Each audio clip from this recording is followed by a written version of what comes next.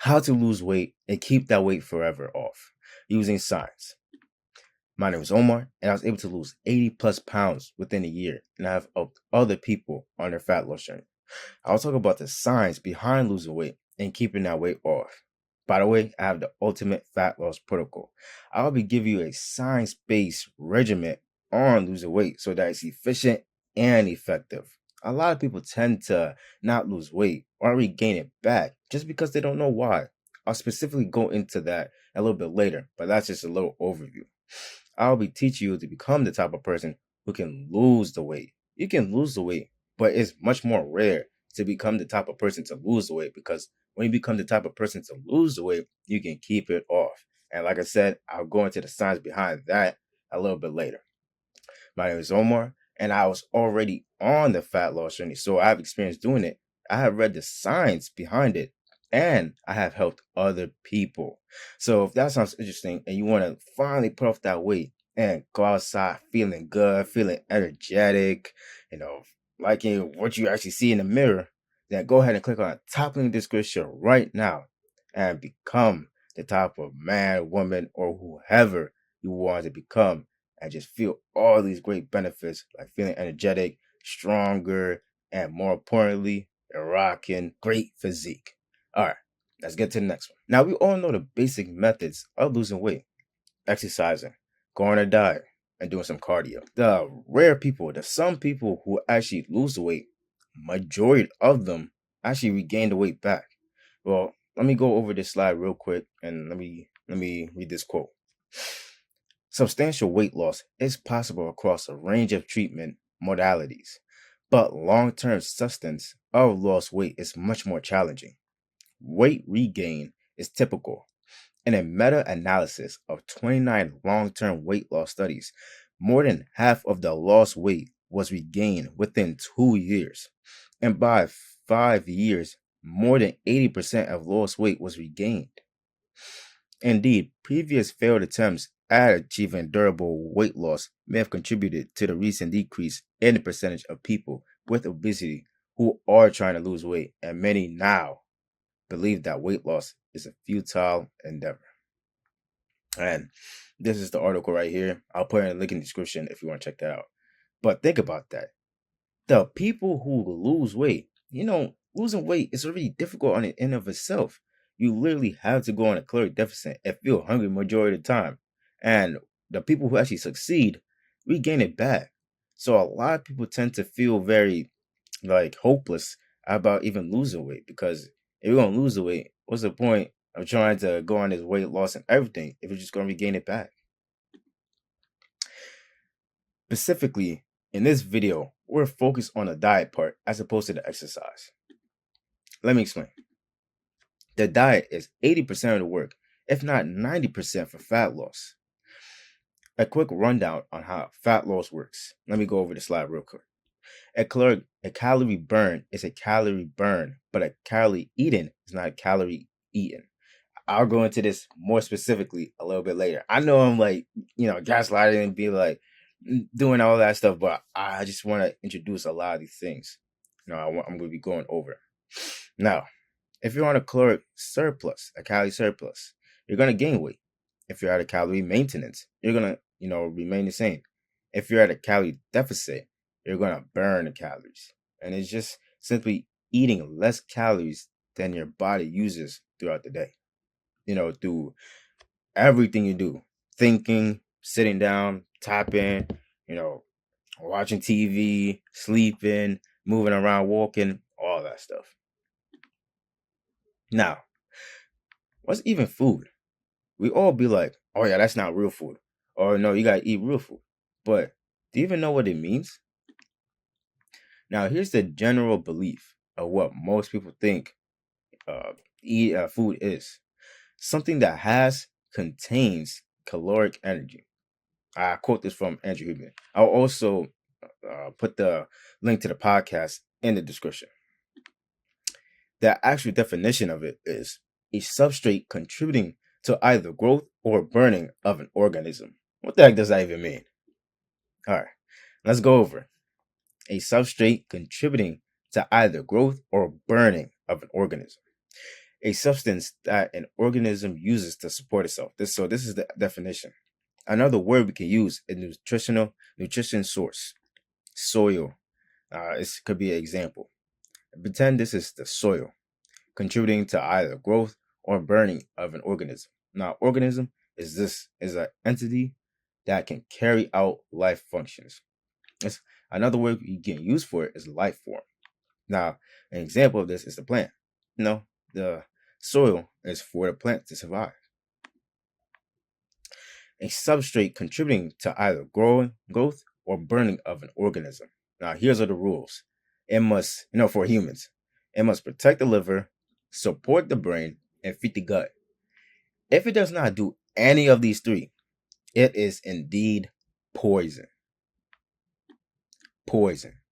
But if it does at least one or three, then it's not terrible. Feel me? It's not that bad. However, these are the foods that do none of the three. I'm gonna go over the slide, again. Highly processed foods, fast foods, sugary snacks, packaged desserts. These foods often lack nutrients and fiber and may contain unhealthy fats and additives that do not support overall health. And these unhealthy fats and additives only make the food taste good. It's literally just for your taste buds, but it's actually killing you. Trans fats, from margarines, some baked goods, and fried food, especially the fried food, like fried chicken, burgers from McDonald's or Burger King.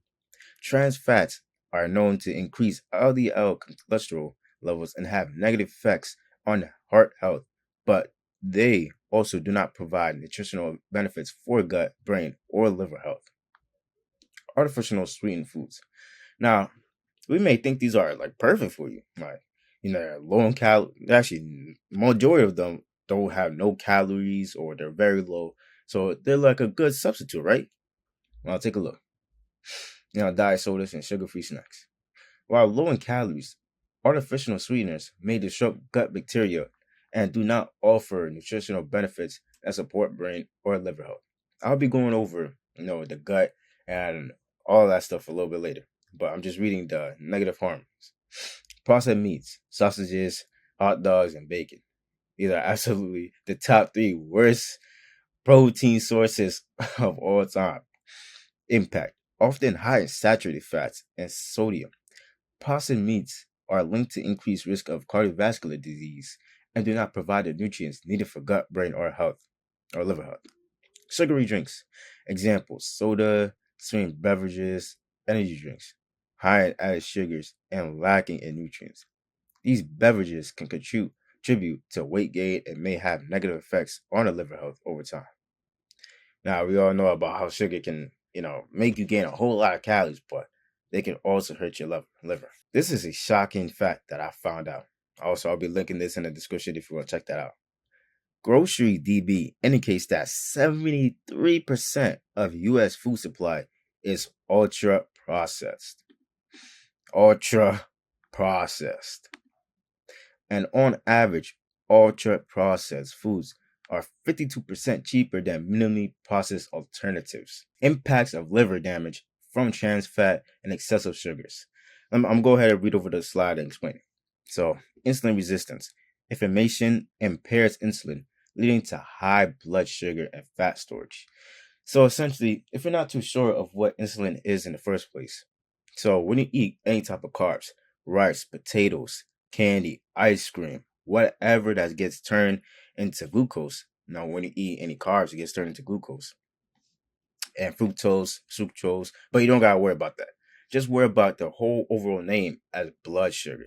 So once those blood sugars are through your body and going through your blood and things of that nature, insulin, adapts. Insulin rises is a hormone produced by the pancreas. So it goes ahead and helps transport the blood sugar into the cells, into the mitochondria, so you can produce ATP known as energy. That's how when you eat like a banana, you feel a little bit energetic afterwards. So once that happens, it goes ahead and gives you energy. However, if you have too much sugar to the point where your insulin can't even keep up, then unfortunately it will not be go to your cells. Actually, it will go to your cells, but insulin wouldn't have that much cells to even bring it into. So as a result, you'll be storing them as fat because your body only cares about survival. It will store it as fat so that if you get to a position in which you don't have any food to eat, just like thousands of years ago, for a lot of years, there wasn't McDonald's around the corner or a refrigerator. You feel me? So food was scarce. So your body just automatically adapted to that. You feel me? All right. Appetite control. Inflammation affects hunger hormones, causing overheating. So, inflammation impacts your ghrelin levels, and that's a hunger hormone. So, the less ghrelin you have, the more full you feel. The more ghrelin you have, the more hungry you feel. Essentially, that's what it is. It's a slower metabolism. Inflammation lowers metabolic rate, making it hard to burn calories. So, metabolism, that's how your food turns into energy. Your metabolism turns food into energy. And if you have a slower one, you're going to be gaining more fat just because it's harder to burn those calories. You feel me? Fat storage. Inflammation promotes the storage of fat, particularly visceral fat. And visceral fat has been shown to be the harder type of fat to burn. And unfortunately, that type of fat is known in your gut or like the hip fat. The one place you don't want it. You got a lot of people rather have fat in their arms or their legs, but unfortunately, that one has to go to their stomach. And that one's a little bit hard to burn off, and it's associated with metabolic diseases. So these ones could make it super difficult for you to even burn fat when you eat excessive sugars and excessive trans fat. Not actually any trans fat, as a matter of fact. All right. Now, I want to give you an example. What causes the excessive inflammation? Fat buildup in the liver. Oh yeah, I'm going to be going over the slide. Trans fat causes fat to build up in the liver. This triggers inflammation as the liver gets stressed. So I want you to think about it like this, right? Let's just say you have this town, you know what I mean? Whatever you want to call it. And then you got trucks coming in and they got all these packages and stuff. Imagine the packages are glucose and then the trucks is the insulin. Now, you see this storage container right here. Imagine that's a cell. Now imagine that you're bringing in mad sugars and mad packages and you put them in the storage room. But in each of these storage rooms, they're all getting packed. They're too much. You can't fit any more packages. So what happens as a result? You have to put them on the outskirts of the town. And now the outskirts look dirty, look organized, and it's just a whole bunch of boxes. That's how your body looks if you're eating too much sugars and trans fat. Now, the impacts of brain damage from trans fat and excessive sugars. This is going to be specifically going on the mental health. Be reading on the slide right here. All right, the disruptions of neurotransmitters. Trans fat can interfere with the production and function of neurotransmitters. This can affect mood regulation, leading to mood swings, depression, and anxiety. And we all know that when you're feeling a negative type of emotion, you are more likely to do instant gratification activities to make you feel better in the short term. Oxidative stress. Trans fat can increase oxidative stress in the brain. Oxidative stress damages brain cells and is associated with cognitive decline and mental health disorders. So, specifically with the cognitive decline, when you don't have the ability to think how you want to think, think more clearly, you are more likely to make disempowering decisions towards your goals just because you're in that negative type of mindset because of the food you even ate. And it's hard to control your emotions when you're literally getting affected by the negative food that you're eating, like the excessive trans fat and excessive sugars. Poor brain function. Excessive sugar consumption can impair memory and learning abilities. So imagine you're working and you gotta do a whole bunch of work. How are you supposed to remember what you're supposed to do if you're eating all this junk food? And especially for school, you have to study. So if you're over here studying, eating shortcakes or anything with excessive sugar, you're literally doing a disservice to yourself. It negatively affects the hippocampus, the brain region essential for memory formation. And the hippocampus is somewhere in the brain, but that one is meant to remove any distractions away from the thing that you're actually doing. So let's just say you're studying. Your hippocampus What it does, it helps reduce the distractions around you. So right now, there's someone in my kitchen, using the sink and stuff, washing dishes. However, the hippocampus is, you know, lowering that distraction and allowing me to focus on this presentation right here. That's basically what the hippocampus does, and it relies on fats. But this is not what this video is about. The excessive sugar can hurt the hippocampus, and you can be more prone to distractions. The impact of gut damage. Now, basically, your gut is filled with a whole bunch of bacteria. Now, I don't think that's a bad thing. That's a great thing. It helps you digest the food. However, when you're eating a whole bunch of ultra processed foods and artificial sweeteners, those are actually the additives and the preservatives. Sugar intake can reduce the amount of bacteria in your gut and ultimately lead to increased cravings and insulin resistance. So this will actually make you feel more hungry once you're eating these artificial sweeteners and the ultra processed foods, and help you with insulin resistance, which is something you don't want to do. The 4 rules of making a habit addicting by James Clear. Make it obvious. Ensure the habit is easily noticeable and part of your environment. Make it attractive. Associate the habit with positive emotions or rewards to make it more appealing. Make it easy. Simplify the habit so it's effortlessly to start and continue. Make it satisfying. Provide immediate or delayed gratifications to reinforce the habit positively. Now, the reason why I put this right here is because I want to show you some evidence. I'm about to reveal what the government has been doing. Evidence. This is your typical grocery store. You got the chips, you got the juices, and got the candies, all that. Now, just take a look. Make it obvious. Ensure the habit is easily noticeable and part of your environment. I mean, just look at it. Just look at it. Where is there not any chips? When you walk into the grocery store and you go to a certain aisle, or you're walking through the aisles, look what you see. And look what they put as signs. They're making it, attractive right here. $2.49 for a 2 liter. That seems like a great deal for a whole lot of people. They can save money. And they can drink something that's going to taste really nice. Make it attractive. Look at this cereal box. Cheerios. 100% whole grain oats, right? And they put this lower cholesterol as if lower cholesterol is great for you. Higher cholesterol would be, way better for you. But this is not what this video is about. But if you used to look at the nutritional value, you see like 36 grams of sugar for a handful of Cheerios. So what's the like it's just they finesse you. Make it easy. Credit card. I mean, you can literally just tap on the screen and it just pays off. You don't gotta take out cash. Flip through it and all that. No, credit card. Boom. Don't gotta worry about everything. And literally make it satisfying. I mean, it all tastes great. That's the satisfying part right there. Spending the money without having to do too much feels great. Eating the sugar feels great. Even with all this, what can we do about it? Should we completely eliminate foods high in sugar and trans fat from our diet? Nah. Our body is actually stronger than to let trans fat and sugar destroy. I mean, believe it or not, there's like people over 30 who are like 600 pounds. They're not going to get to 40, but our body can handle a whole lot. It's only when we consume excessive amounts of it, honestly.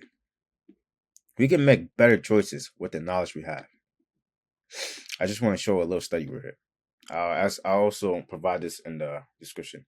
Various studies have shown that self-efficacy plays a significant role in achieving and maintaining weight loss. Higher levels of self-efficacy have been linked to increasing physical activity, leading to better weight loss outcomes. Building new lifestyle habits is easier with strong self-efficacy. Therefore, T2D prevention interventions typically aim to improve self-efficacy to develop and maintain healthier physical activity and diet behavior, thus increasing the likelihood of successful weight loss outcomes. What does that mean? What's self-efficacy? Self-efficacy refers to an individual's belief in their ability to succeed in specific situations and accomplish a task, including the confidence in knowing they can achieve the goal. And Luffy as a perfect representation of this. Meaning, the more confident you are in your knowledge of fitness, the more likely you are to keep the weight off. In order to become confident, we must trust what we know. We must learn more. In order to trust what we know, we must understand it. And to understand it, we must learn it. So this is exactly why I want to teach you the sides and the why behind doing the things, you feel me, that will benefit you. Here's a solution I came up with. The ultimate 80-20 rule. Let me explain. Oh yeah. If you don't know what the 80-20 rule is, it's basically doing 20% of the work and getting 80% of the results. Essentially, that's what it is. Now, these are foods that do all three. Protect the liver, support the brain, and feed the gut. Leafy greens, spinach and kale, vitamins, antioxidants, and fiber. Your gut loves fiber. It really helps it. Blueberries, strawberries, and raspberries. Yogurt, kefir, olive oil, broccoli, cauliflower, salmon, almonds, olive oil, again, whole grains, oats, and avocados. You feel me? And this is essentially the Mediterranean diet. Now, if I'm telling you to get a Mediterranean diet, no, I'm not telling you to get on any type of diet, actually. The 80-20 rule, right? You're going to pick two categories from the choices above and add them to your already existing diet.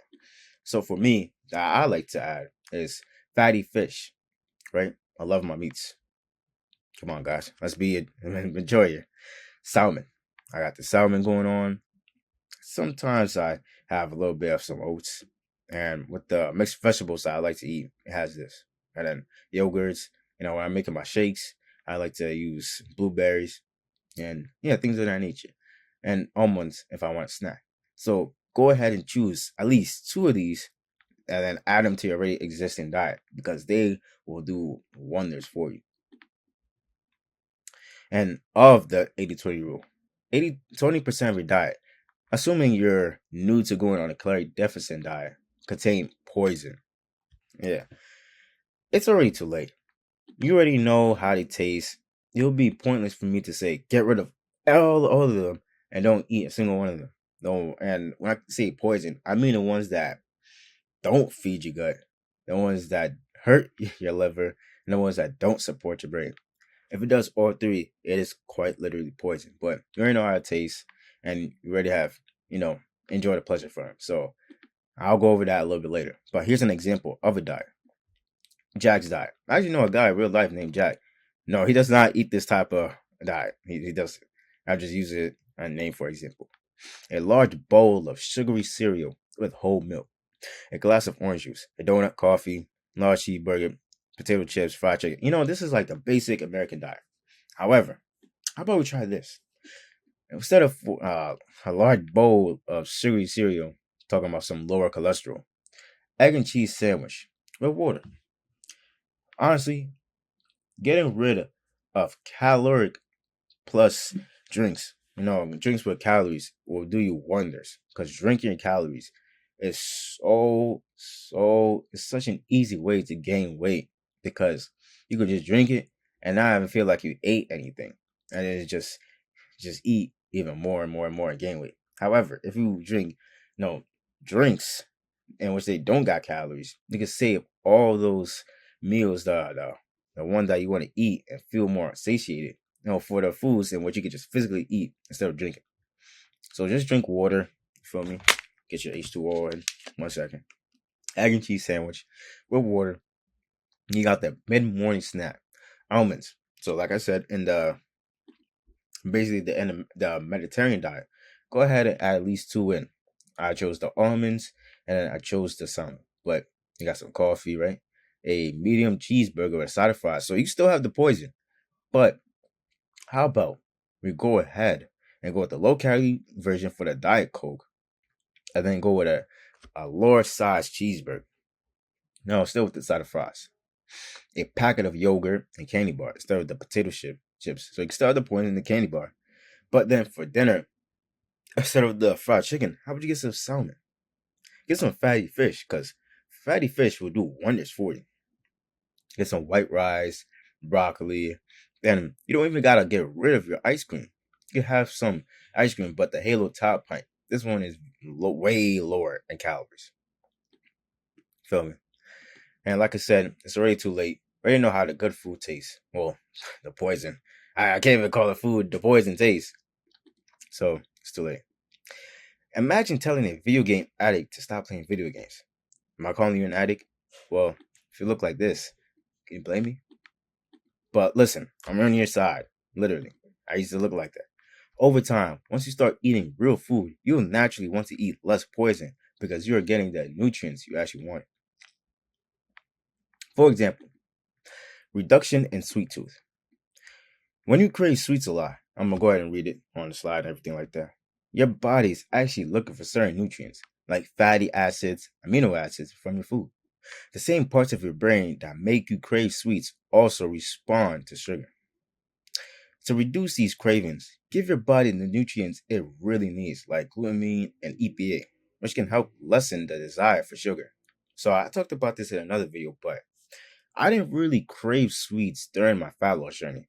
And so I wanted to help other people out. So I was like, why do people want to eat ice cream so bad or want to do this, that, and the third? And I watched a little podcast about it. And then he said that glutamine, or Andrew Huberman, he was suggesting that your body really wanted glutamine and EPA. And then I searched up foods high in glutamine and EPA and come to find out these are the foods I already been eating. All of these foods are literally a part of my diet already. Maybe except for spinach. But literally all of these are already part of my diet. So of course I didn't crave the sweets. Also, once you start eating food, you will overall just eat less calories. So there was a study done by Kevin Hall at the NIH. So one group, right, it was at a hospital, and it was two groups. One group ate whole foods for 2 weeks, and another group ate ultra processed foods for whole 2 weeks. They didn't switch diets, right? And then no, this one eating ultra processed now, and this one eating whole foods. And come to find out, the people who had the ultra processed foods later actually gained weight, and then the people who had the whole foods lost weight, and that was because whole foods tend to have more fiber, which make you feel more full, and have water content, so it's actually bigger. Whole ultra processed foods are literally optimized with the perfect amount of fats, the perfect amount of proteins, the perfect amount of sugars, and all that for consumption. It gets rid of all those waters and everything, the fiber. So of course you want to indulge. And it wasn't even like the ultra processed foods taste better. No, they were the same in taste. They both taste good. However, the processed foods, what I'm saying, led to more weight gain. You will overall make better choices. If you're in a positive mindset, you will make choices that benefit you in the long term rather than just make you feel better in the moment. We all know that when you're feeling negative or feeling real bad about something going on in your life, you are more likely to pick up the candy bar or get a burger. However, if you're feeling good and you want to keep continuing these healthy behaviors, you're going to buy the healthy food. The 4 rules of making a habit addicting by James Clear. Make it obvious. Ensure that the habit is easy noticeable. We all talk about this. Make it obvious, make it attractive, make it easy, make it satisfying.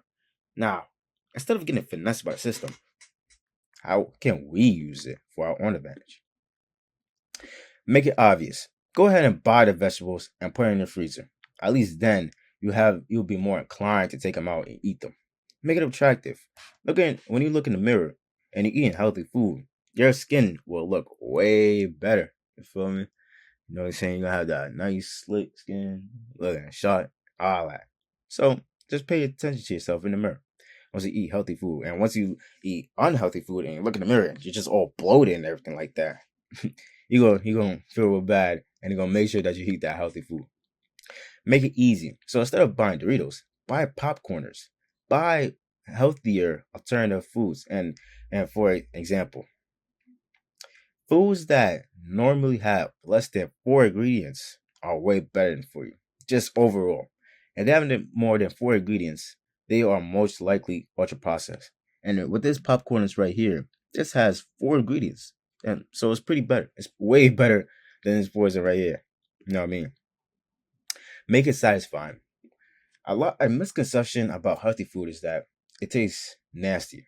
But the thing about that is because you don't use seasoning.